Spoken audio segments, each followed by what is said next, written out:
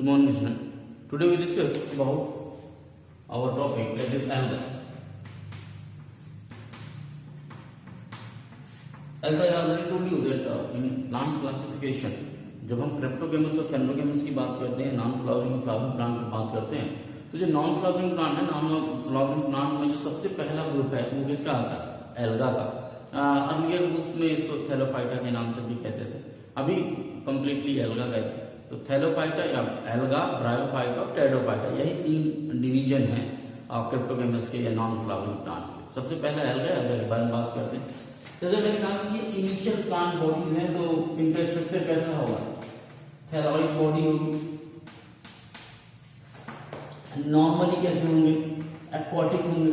अब यहाँ एक्वाटिक में ये ध्यान रखिएगा कि ये फ्रेश वाटर भी हो सकते हैं और मैराइन भी हो सकते हैं, क्योंकि प्लांट कैटेगरी के हैं, इसलिए ऑटोमेटिकली कैसे होंगे? फोटोसिंथेटिक होंगे। कैसे होंगे? Photosynthetic means they have photosynthetic pigment for the process of photosynthesis. तो ये कुछ ऐसी हैं जो मतलब कहने का मतलब कि जो प्लांट के इनिशियल कैरेक्टरिस्टिक है वो देखने को मिलेगा। ऑटोट्रॉपिक, लार्जली फ्रेश और मैराइन, थैलॉइड बॉडी होगी और फोटोसिंथेटिक दिखेंगे, इसमें यहाँ तक कोई डाउट नहीं होना चाहिए। जहां तक रही बात हैबिटेट की, तो हैबिटेट में देखिएगा आपकी कहीं भी रूट्स जो एक्वाटिक मीडियम होना चाहिए, एक तो ये बड़ा इंपॉर्टेंट। फिर उसके अलावा कहीं भी जो मॉइस्ट सॉइल दिख जाए, लकड़ी या मॉइस्ट स्टोन्स मिल जाए, सॉइल मिल जाए, वुड मिल जाए, कहीं पे भी मॉइस्ट एरिया यदि है, चाहे वो सॉइल हो, चाहे वो वुड हो, चाहे वो स्टोन्स हो, वहां पर ये सर्वाइव कर ले। ठीक है, पानी जहां पर भी रहे, एक्वाटिक मीडियम जहां पर भी रहे, वहां पर इनकी सर्विलिटी जो है तो क्या होती है? पॉसिबल हो पाती है ना। अलग अलग एसोसिएशन के साथ भी आपने देख लिया, आपने इनको फंगल एसोसिएशन के साथ दे दिया, फंगल के साथ, फंगल प्लस एल्गा का एक एसोसिएशन था, इनके साथ भी आपने इनको सर्वाइव करते हुए देख लिया। नाम क्या था? लाइकेंस।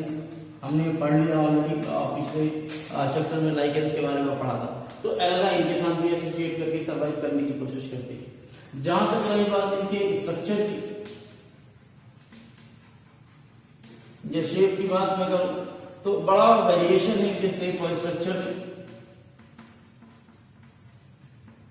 ये माइक्रोस्कोपिक भी है और माइक्रोस्कोपिक में क्लेमेडोमोनास,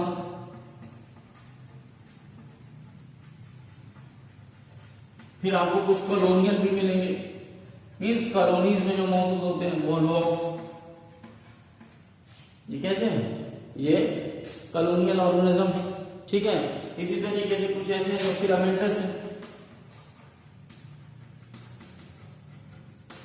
स्पाइरोगाइरा। आपने 9th क्लास में फ्रेगमेंटेशन पढ़ा है बकायदा, तो ये फिलामेंटस है, स्पाइरोगाइरा, यूलोसिक्स भी आ जाएगा। और इसी तरीके से आप मैसिव प्लांट की मैं बात करूं जिनकी साइज बहुत बड़ी है, वो भी मिल जाएंगे आपको। कैरेट्स। तो कहने का मतलब ये है कि अलग अलग स्ट्रक्चर में देखने को मिलते हैं। मैं इसलिए ये बात कह रहा हूँ, ये आपको समझाने की कोशिश कर रहा हूँ, क्योंकि कई बार क्वेश्चन आता है कि give an example of microscopic plant of alga और मैसिव प्लांट ऑफ एल्गा। तो आप मैसिव प्लांट में याद रखिएगा क्या खासकर देखने को मिलते हैं, जो फाइकोफाइसी के अंतर्गत आएंगे, प्रोटोफाइसी फाइकोफाइसी के अंतर्गत आएंगे। जबकि माइक्रोस्कोपिक में आपको क्लेमेडोमोनास मिल जाएंगे, वो लॉक्स जो है वो कॉलोनियल फॉर्म जो है तो सर्वाइव करते हुए दिखेंगे। तो ये अलग अलग तरीके से आपको स्ट्रक्चर और शेप वाइज देखने को मिलते हैं। इसके अलावा जो नेक्स्ट कैटेगरी आती है वो आती है इनकी रिप्रोडक्शन। देखिए अभी हम जनरल बात कर रहे हैं, हम जब बात कर रहे हैं एक एल्गा में कौन कौन सी प्रॉपर्टीज मौजूद होती है। जब आप एक एल्गा जान जाएंगे तभी आप उसके क्लासिफिकेशन पे कंसंट्रेट कर पाएंगे। या यूं कहिए कि यदि आपने एल्गा की एक प्रॉपर्टी समझ ली तो फिर उनके जो क्लासिफिकेशन जब समझने होते हैं तो केवल आपको यह ध्यान रखना होता है कि उनमें इसमें फूड स्टोर किस तरीके का, इसमें फूड स्टोर किस तरीके का है, इसमें किस तरीके का पिगमेंट। तो केवल फिर वहां याद करने की चीजें होती हैं, बट एक बेसिक जो इन्फॉर्मेशन है वो हम पहले कोशिश कर रहे हैं कि वो गैदर करें। रिप्रोडक्शन की यदि मैं बात करूं तो रिप्रोडक्शन आप ऐसे समझ लीजिए कि ये तीनों तरीके का रिप्रोडक्शन करता है, means vegetative, then asexual and section. तो ये आगे आपका ये समझ जाइए कि ये तीनों तरीके के रिप्रोडक्शन करेगा तो कैसे करेगा। मैं ऊपर का हटा देता हूं तो आपको आसान रहेगा समझना। अब एक एक करके हम बात करते हैं। सबसे पहले हम देखते हैं वेजिटेटिव। देखिए वेजिटेटिव प्रोपगेशन या वेजिटेटिव रिप्रोडक्शन की यदि मैं बात करूं तो इसमें सबसे इंपॉर्टेंट आता है फ्रेगमेंटेशन। आपने फ्रेगमेंटेशन पिछली क्लास में पढ़ा है, 9th क्लास में पढ़ा है। और फ्रेगमेंटेशन में मैं क्या कहा था कि जो स्पाइरोगाइरा होता है, जो फिलामेंटस स्ट्रक्चर होता है लाइक दिस,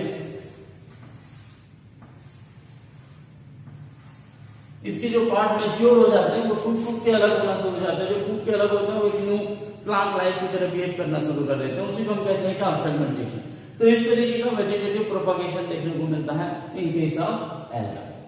दूसरा मोड ऑफ जो रिप्रोडक्शन आता है वो आता है कौन सा, एसेक्सुअल मोड। देखिए असेक्सुअल मोड में ये आपको सबको पता है, आपने पढ़ लिया है 9th क्लास में, 10th क्लास में, कि जब एक सिंगल इंडिविजुअल से कोई गैमेट रिलीज होकर और एक न्यू प्लांट बॉडी का फॉर्मेशन करे तो वो असेक्सुअल रिप्रोडक्शन। और जब दो गैमेट आपस में मिलकर फ्यूज होकर एक न्यू प्लांट बॉडी का फॉर्मेशन करें, ऑर्गेनिज्म का फॉर्मेशन करें तो सेक्सुअल रिप्रोडक्शन। जहां तक रही बात असेक्सुअल मोड ऑफ रिप्रोडक्शन की, तो असेक्सुअल मोड ऑफ रिप्रोडक्शन में हमें सबसे पहले किसका फॉर्मेशन होता है, स्पोर्स का फॉर्मेशन होता है। और ये सब स्पोर्स कहलाते हैं जू स्पोर्स। अब ये जितने भी जू स्पोर्स बनते हैं ये सब फ्लैजेलेटेड होते हैं, इनमें फ्लैजेला मौजूद होता है।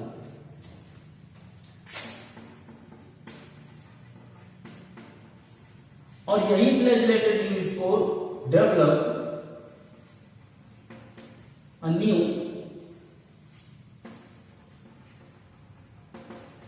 ऑर्गेनिज्म।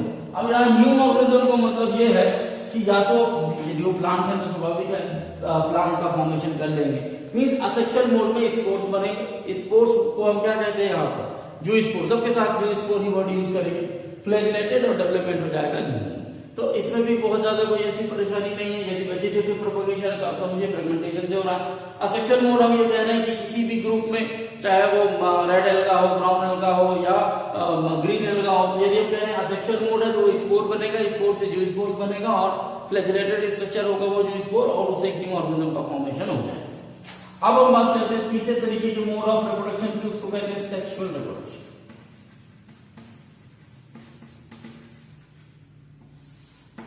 देखिए जब हम बात कर रहे हैं सेक्सुअल रिप्रोडक्शन की तो सेक्सुअल रिप्रोडक्शन में क्या होता है, सेक्सुअल रिप्रोडक्शन में भी हमने ये पहले कहा कि जब असेक्सुअल होगा तो एक सिंगल गैमेट बनेगा, जब सेक्सुअल रिप्रोडक्शन तो दो गैमेट का फॉर्मेशन होगा। ये दो अलग अलग स्टेट के गैमेट का फॉर्मेशन होगा जो आपस में फ्यूज होंगे, फ्यूज होने के बाद जाइगोट का फॉर्मेशन होगा। हमने यही बात कही। तो यहां पर क्या होगा, फ्यूजन ऑफ गैमेट,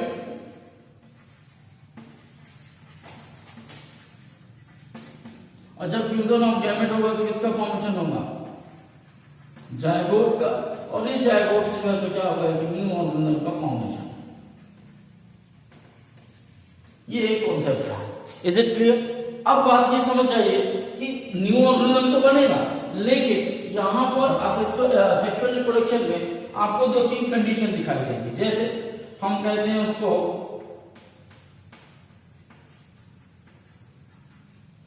आइसोगेमस,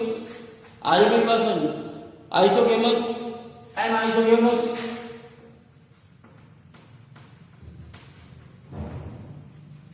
और उगेमस। ये तीन तरीके के नाम आपने सुनने मिलेंगे। ये क्या है, इनका मतलब ये समझिए। यहां आइसो और गेमस, इसका मतलब है, आइसो का मतलब होता है सेम, एक जैसा। गेमस का मतलब यहां पर है क्या, गैमेट। मीन ऐसे ऑर्गेनिज्म जो भी दो गैमेट बन रहे हैं वो कैसे हैं, एक जैसे हैं, आइदर फ्लैजिलेटेड और नॉन फ्लैजिलेटेड। बल्कि उनकी जो स्ट्रक्चर है उसमें आप डिफरेंशिएट नहीं कर सकते कि ये मेल गैमेट या फीमेल गैमेट। इंटरनली उनका स्ट्रेन अलग अलग है। तो जब एक ही जैसे सेम गैमेट आपस में फ्यूज होकर किसी जाइगोट का फॉर्मेशन करते हैं, न्यू ऑर्गेनिज्म का फॉर्मेशन करते हैं, उस तरीके के सेक्सुअल रिप्रोडक्शन को हम आइसोगेमस कहते हैं। मीन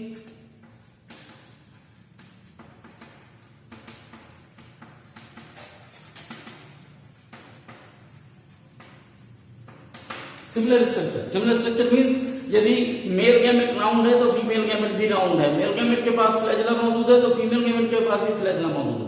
यानी आप दोनों गैमेट के सामने रखने पे आप ये नहीं डिस्टिंग्विश कर सकते कि वेदर इट इज मेल और फीमेल। तो जब दोनों गैमेट का स्ट्रक्चर एक जैसा हो और वो आपस में फ्यूज हो तो वो कैसा मोड ऑफ रिप्रोडक्शन है, आइसोगेमस। एनाइसोगेमस मींस आइसोगेमस के जस्ट अपोजिट। यहां पर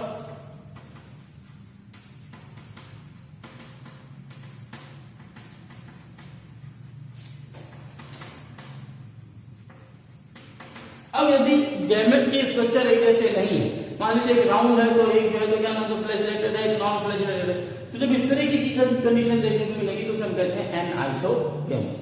तो अब यहाँ तो दोनों चीजें कंप्लीट हो गई, एक में सिमिलर हो गया, एक में डिसिमिलर हो गया, तो कोई तीसरा कंडीशन नहीं बचती।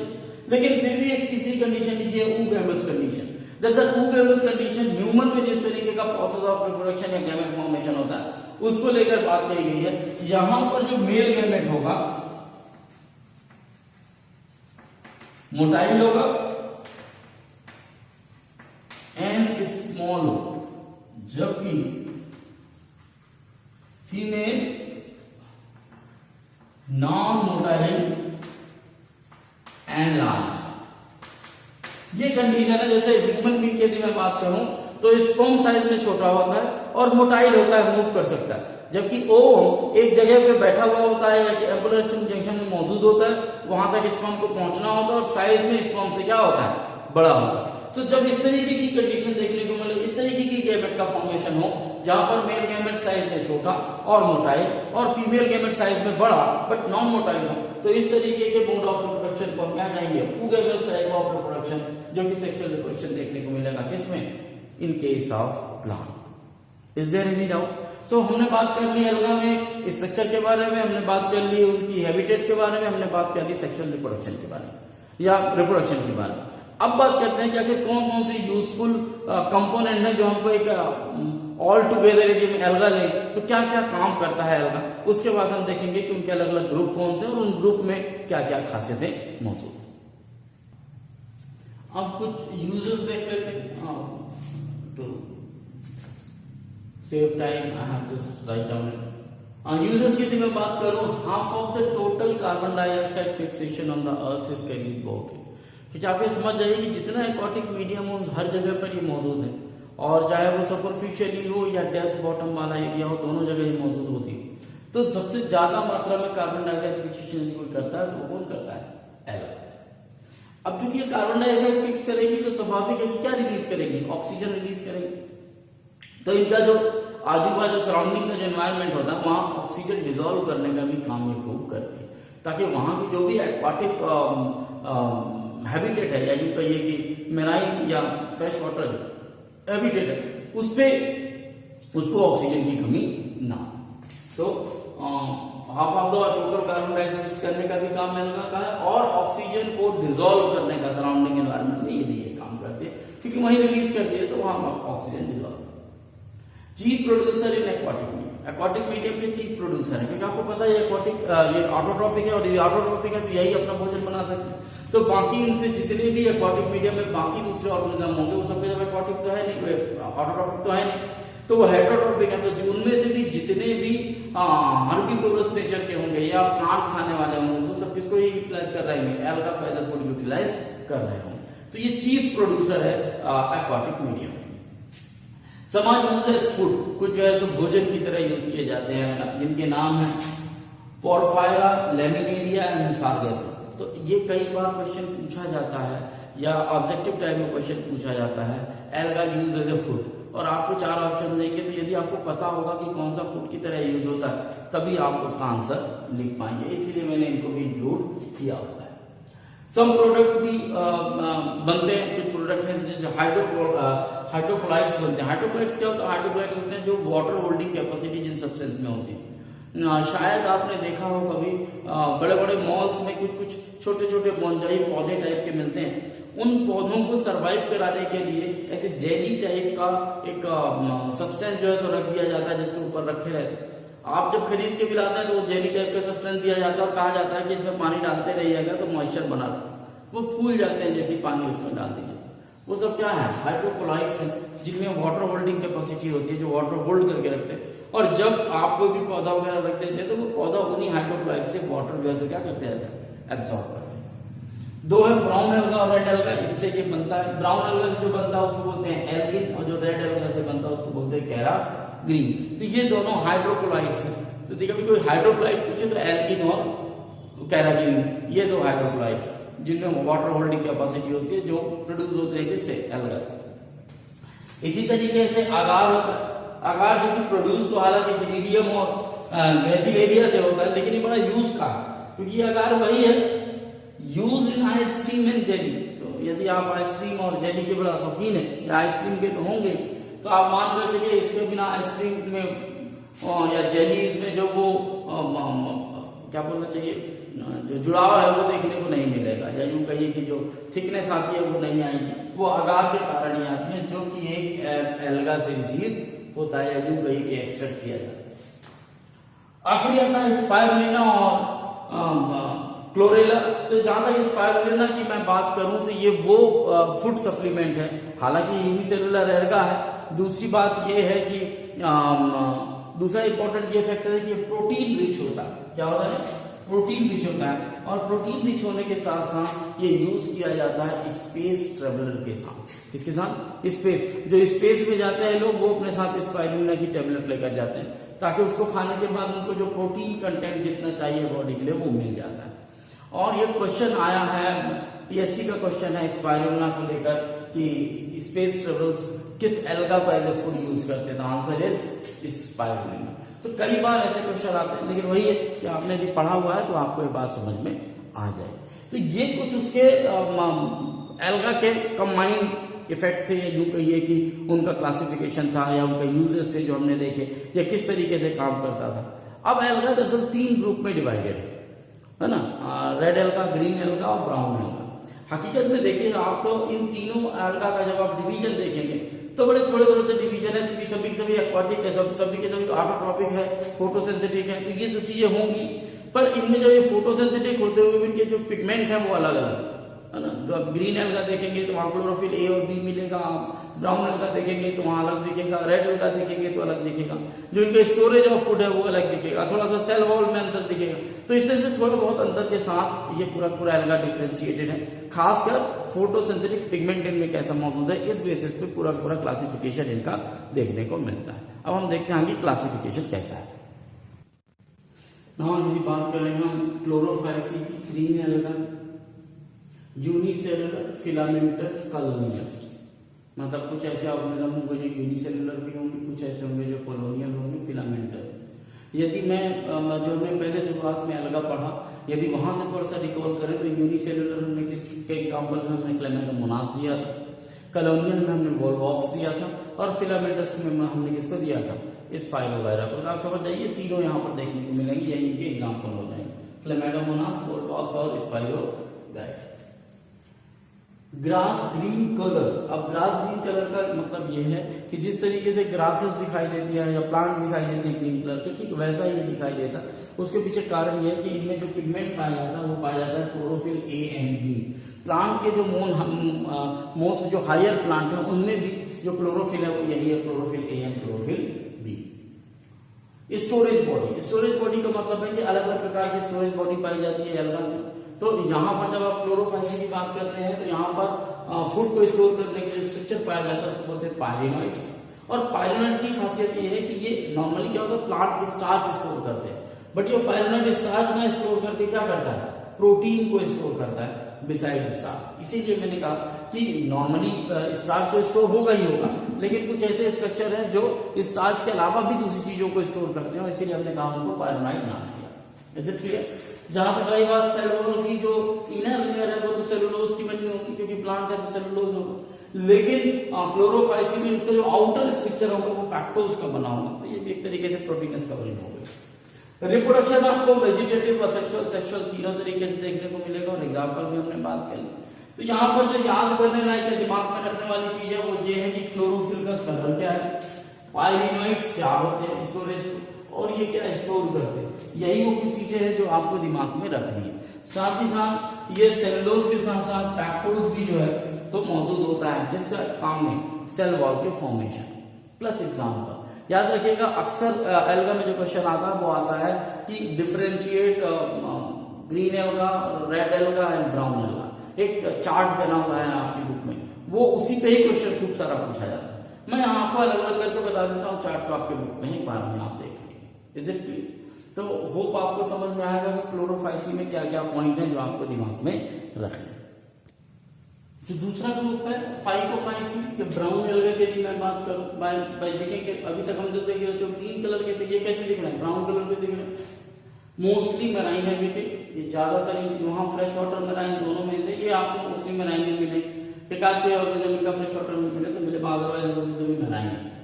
वेरिएशन इन साइज, इक्टोकार्पस और कैल्प, आपको बता दें इक्टोकार्पस उतना ब्रांच और बड़ा स्ट्रक्चर नहीं होता, लेकिन जब आप आगे बढ़ते जाएं और इसी ग्रुप में एक आता है कैल्प जिसकी हमने बात की थी, मैसिव प्लांट, 100 मीटर के आसपास इसकी क्या होती है, लेंथ होती है और ब्रांच भी होता है। तो ये रहता तो समुद्र में नहीं है या मराइन हैबिटेट में, लेकिन इसकी साइज काफी बड़ी होती है, तो ये कैल्प कहलाता है। तो इक्टोकार्पस से कैल्प इस तरीके से काफी वेरिएशन है इनके स्ट्रक्चर।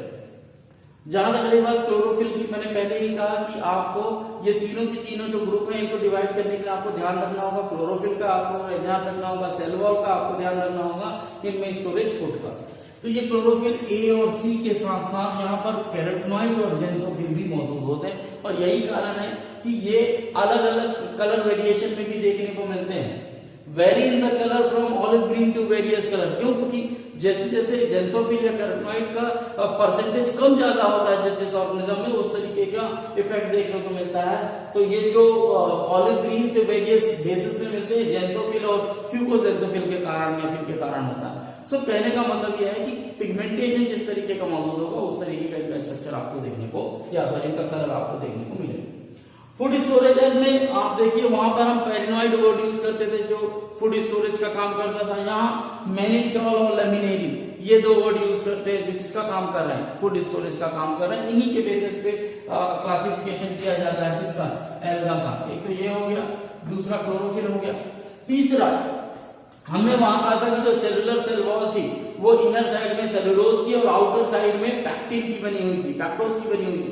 यहाँ पर cellular cell wall gelatinous covering होती है और वो किसकी बनी होती है, एल्गिन। थोड़ी देर पहले ही हमने पढ़ा था एल्गिन जो कि एक हाइड्रोक्लोराइड था, यानी कि वाटर होल्डिंग कैपेसिटी जिसके पास मौजूद थी वो था।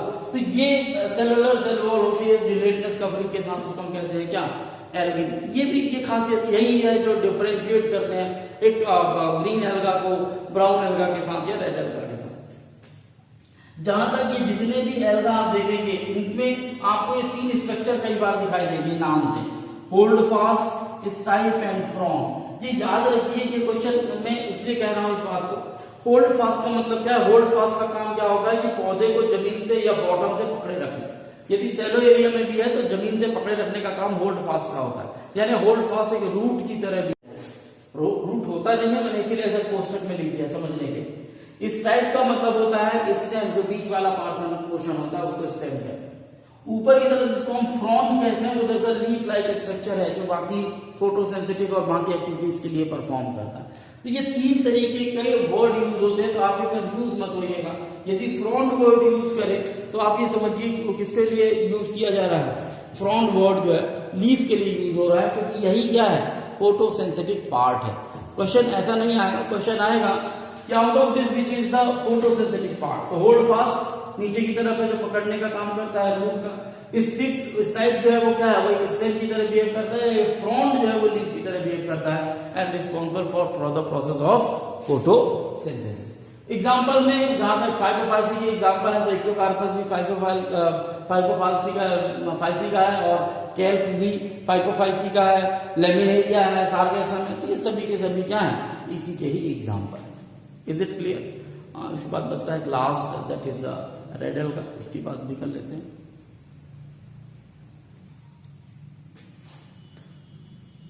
देखिए लास्ट है रोडोफाइसी या रेड एल्गा। रेड पिगमेंट होता है आम फाइकोरिथ्रिन के कारण, इसका ये मतलब नहीं कि बाकी और क्लोरोफिल के पिगमेंट नहीं होते, ये भी मौजूद होता है। साथ ही साथ ये पिगमेंट होता है जिसके कारण ये चेंज जाते हैं किसमें, रेड एल्गा में। मेराइन हैबिटेट है, ज्यादातर कंसंट्रेट करेगा कहां पर, जहां पर थोड़ा सा वार्मर वाटर। आप समुद्र में भी देखिए कि वहां पर हॉट स्प्रिंग्स और कोल्ड स्ट्रीम चलती है, तो जहां पर थोड़ा सा वार्मर एरिया होता है वहां पर ये सर्वाइव करते हैं ज्यादा। प्रेजेंट इन सेलुलर डिफरेंसी का मतलब ये है कि ये उस एरिया में मौजूद होते हैं जहां लाइट पेनिट्रेट करती है और फोटोसिंथेसिस करते हैं, मतलब कि उस एरिया में भी सर्वाइव कर जाते हैं जहां लाइट पेनिट्रेट नहीं हो पाती, फिर भी ये फोटोसिंथेसिस करते हैं, तो कीमोट्रॉपिक भी हो सकते हैं। तो ये दोनों जगह जो है सर्वाइव करते हैं जहां पर लाइट पेनिट्रेट नहीं करती वहां पर। फूड स्टोरेज की यदि मैं बात करूं तो फ्लोरोडियम स्टार्च के फॉर्म में फूड स्टोर होता है। ये सिमिलर है अमाइलोपैक्टिन और ग्लाइकोजन, तो ये काफी हद तक ग्लाइकोजन जो कि ह्यूमन बीइंग में स्टोर होता है, या यूं कहिए कि प्लांट में जिस तरीके से स्टोरेज की प्रोसेस होती है, तो फ्लोरोडियम स्टार्च के फॉर्म में स्टोर होता है। मैंने बार बार कहा है कि सेल वॉल को लेकर, पिगमेंट को लेकर और स्टोरेज ऑफ फूड को लेकर, यही तीन बेसिस पे हम क्या करते हैं, अलगा को डिवाइड करते हैं। जहां तक रही बात एग्जाम्पल की, तो पॉलीसिफोरा पोरफायरा याद होगा आपको, मैंने कहा था कि एज फूड यूज किया जाता है पोरफायरा को, सेरेगेसम को। फिर हमने ये ग्रेसिनेरिया और जिलेडियम भी आपको बताया था जो कि अगार प्रोड्यूस करने का काम करते हैं, और आपको पता है कि वो आइसक्रीम और जेलीज में यूज होता है। तो ये अलग अलग प्रोडक्ट हैं, अलग अलग एल्गाज हैं जो अलग अलग प्रोडक्ट का फॉर्मेशन करते हैं, जो ऑलरेडी हम एल्गा वाले में पढ़ चुके हैं। यहाँ क्लासिफिकेशन पढ़ना था, प्लस आपके बुक में एक डायग्राम बना हुआ है। इस सब पढ़ने के बाद फाइनली उस डायग्राम को बनाइए, उसको बहुत अच्छे से पढ़िए, क्योंकि उसमें बड़ा क्लियर डिवीजन भी आपको दिख जाएगा कि फूड स्टोरेज क्या है, इसमें पिगमेंटेशन क्या है, किस तरीके के फ्लैश पाए जाएंगे और किस तरीके का फ्यूजन और बाकी चीजें होंगी। सो होप आपको ये समझ में आ गया होगा। मैं फिर से वो बुक का डायग्राम या उसका चार्ट यहाँ नहीं बना, वो आपके पास बुक है, आप बना सकते हैं। फिर भी यदि कहीं किसी को कोई डाउट होगी, क्योंकि वो जितनी भी चीजें उसमें लिखी हुई है वो सब मैं ऑलरेडी आपको यहाँ तीनों ग्रुप में डिवाइड करके समझा चुका हूँ। आज के लिए बस इतना ही, नेक्स्ट क्लास में बात करेंगे नेक्स्ट टॉपिक की। Have a nice day.